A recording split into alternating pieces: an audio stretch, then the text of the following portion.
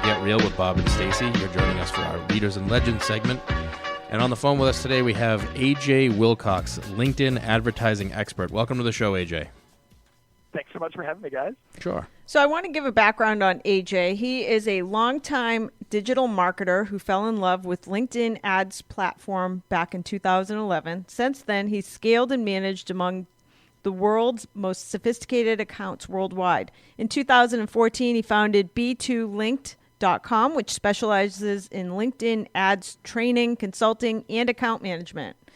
He's a ginger triathlete, and his company car is a go-kart. We're going to have to ask about that at the end. I know what it is. I know it. Yeah, but what about the go-kart? Oh, yeah. He looks like a redhead. He lives in Utah with his wife and 4 kids. And first question for you. I tried LinkedIn ads. It's probably been 5 years, and I didn't love it back then. But I imagine LinkedIn has changed so much just in the last 3 years that it's probably changed quite a bit. Yeah, it definitely has changed quite a bit, thank goodness.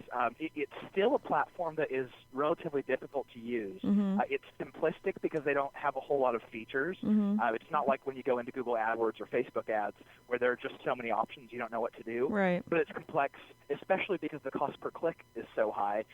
You go in, and it's really easy to not have a great first experience and to write the platform off entirely. So who should consider advertising on LinkedIn?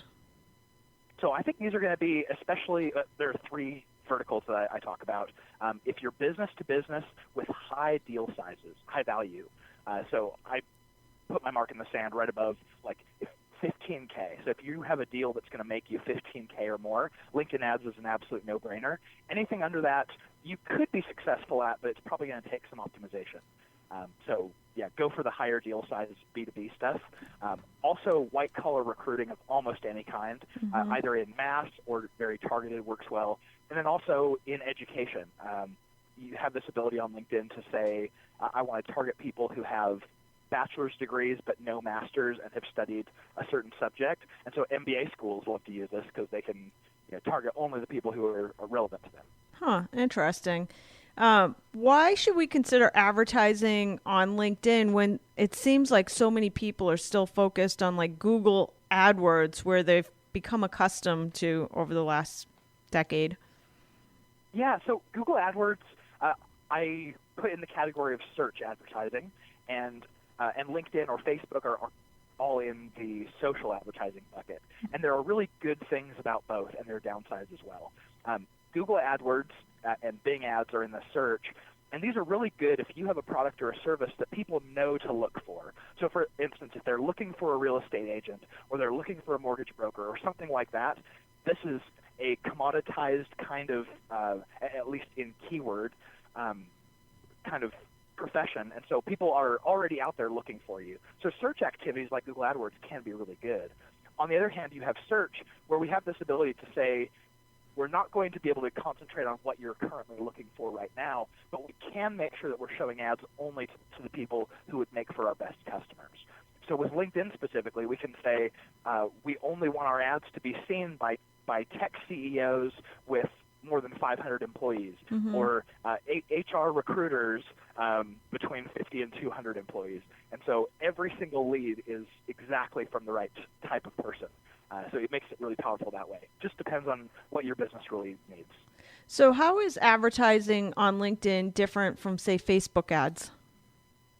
So Facebook is pretty inexpensive. Usually what I've found is my cost per click on Facebook is going to be, for business-to-business type stuff, is usually going to be between about 80 cents and $1.50, whereas LinkedIn is going to be between $6 and $8. And so at first blush you go, wow, that doesn't make sense to advertise on LinkedIn at all. But when you're in business-to-business, Facebook gives you some filters that you can search by, like job title and company size, company name, company industry. And those things would work really well. That is, if anyone put those into their profile. Facebook asks for them, but most people treat their Facebook profile as being intensely personal, and so they tend to leave out the work stuff. And so if you're as a business-to-business advertiser going in and trying to really achieve scale there, you're going to find very quickly that you can't spend much money, right. You can't generate very many leads. But with LinkedIn, all of that information, we give it by default when we very first open up our profiles.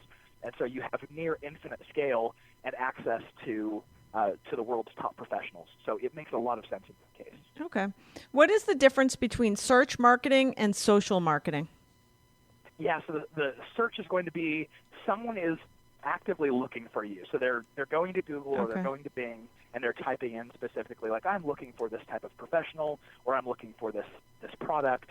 And then in search advertising, you can say anytime someone types one of these keywords, show them my ad. And so you're only showing it to people who are actively looking. Social advertising or social marketing, it's going to be getting in front of people who maybe fit your right criteria, but they're not actively searching for you yet. This tends to work really well for products and services that you might put more in the disruptive area, where people don't know that this exists. You need to get it in front of them to educate them that there is a possibility here. Okay. So many of our listeners are in real estate or mortgages. Do you have any advice for how they could potentially build their business using LinkedIn? Yeah, I think there are two sides to LinkedIn that you should consider. LinkedIn advertising may not make sense because we are talking about needing those larger deal sizes. Right. But the other side of LinkedIn, using it as a free tool to get in front of people, I think makes a lot of sense. So I have 3 different ways that I tend to use LinkedIn on the organic side or the free tool side. The first is I build my profile to the point where people can come and find me. It's attractive. I'm putting the right headlines and description of myself and keywords into my profile so that the lights are on and it looks like someone's home. The second is going to be outreach. So you can specifically go and search for the types of people that you want to do business with or you want to be connected with. They'd make great clients. They'd make great partners. And send them connection requests and personalize it. Just make sure that you personalize it. I get so many connection requests that I have no idea why I would ever want to talk to this person. Right. But make that connection request sound like, hey, I saw your profile. I saw that you do such and such. I'd love to be connected to you. Right. Or send them value. I get 1,000 of these emails, and it's like a sales pitch. But the ones that I actually click on are somebody that sends a request and sends an email, and they offer an item, like an article that you might be interested in for your business. Yeah, this is so powerful in social advertising, especially because with search marketing, someone is actively looking for you, so you can really cut right to the chase. But with social, because this is the first time that someone's probably come across you, it doesn't make sense to cut right to the chase and throw a sales pitch. I think that's where so many people go wrong on LinkedIn and other social networks. But just like what you said, you offer a freebie. You give them something of value to start that conversation. And who doesn't love something for free? Who doesn't love education? Right. Exactly. Interesting stuff. So what do you need to offer in your social advertisements to catch someone's attention? So I will say things like a demo request or a free trial, although to you as a business owner, that kind of thing does have a lot of value. But I think on the other end, to a potential client or customer, that feels too salesy. So I think you need to start with an offer that's a little bit lighter. What we find in social advertising, especially in business to business, is offering a piece of content like what's traditionally called a white paper. That would be a guide, a checklist, an ebook. Sometimes even webinars work well as like, hey, no pressure here, but if you want to learn about this subject, sign up, come listen to us, and that tends to work pretty well too. And I think even beyond doing any type of paid advertising on LinkedIn, first of all, I try to tell salespeople all the time, take an hour and update your profile because there's still thousands upon thousands that are so empty with very basic information. But I do a lot of blogging on the LinkedIn platform. So I've garnered a lot of followers who just end up following me because they're following an article that I've written. So an easy way that doesn't have any cost tied to it is just start blogging on there.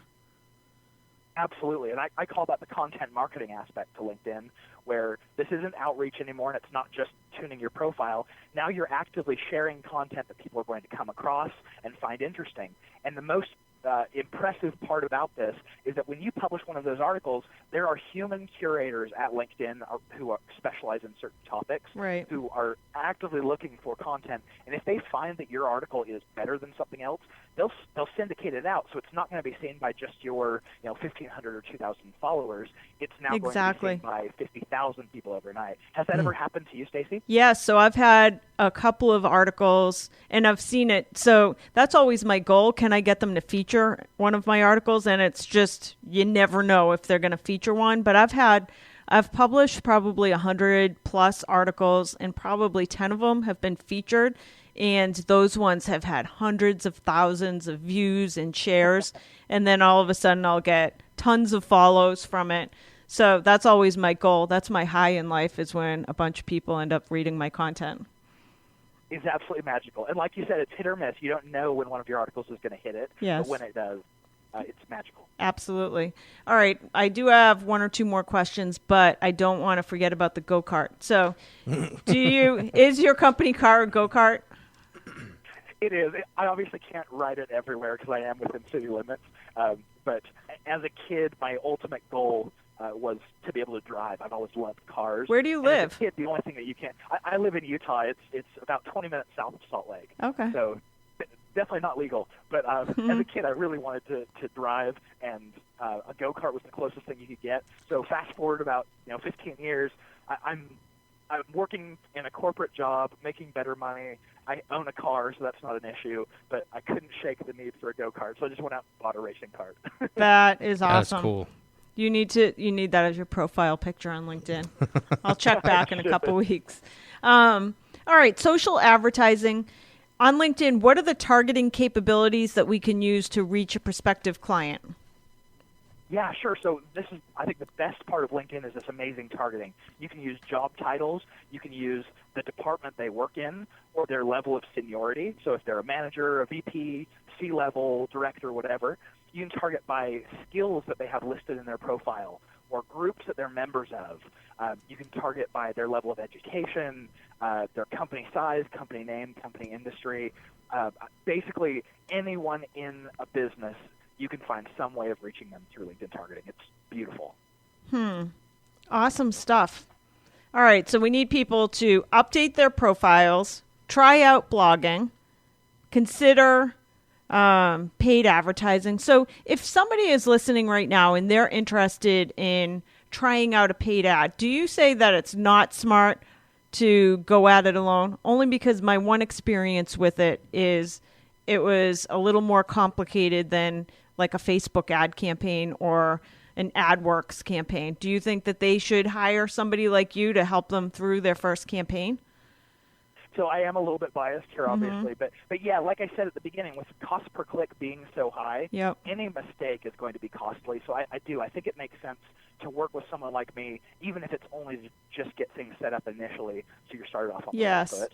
But if you do want to go about it yourself, if you go to b2linked.com and look for courses, I'm going to be releasing courses at some point. And so if you take part in those, you wouldn't need to be paying B2Linked's management fee to still get things started on the right foot. So a couple of good options there. That's awesome. So that is b2linked.com. Because the other piece I'll say about LinkedIn, in having done my own paid campaigns in the past for advertising, is I love LinkedIn, but if you need help from a human being at LinkedIn, it is not possible. They have like a help area where you can click on articles if you get stuck, but you're definitely not going to get like one-on-one correspondence with somebody at LinkedIn if you get stuck on something. So I think that's another area where the value of working with a firm like yours becomes handy. Absolutely. Yeah, we get, we have direct access to human reps, and so if there's a problem, it's really easy for us to get in contact in ways that other people can't. Otherwise, if you're spending at least $25K a quarter, you can get your own rep. So wherever your budget is. Oh, who knew? I was just below the limit. Just below. Who knew there's people at LinkedIn? Well, thank you so much. Where again can people find out more information about you, AJ? If you go to B2Linked, that's the letter B, the number 2, and then the word linked.com, fill out the form there. You're not going to be followed up with by a sales rep or put into any sort of nurture sequence. You will get me, and I will respond to you. So that's probably the best way to get in contact. Excellent. Awesome. All right. That is AJ Wilcox of b2link.com. Thank you so much for joining us. Thanks, AJ. Bob and Stacy, you guys rock. Thanks so much. That's all for this edition of Get Real. Make sure you join us again next weekend for more.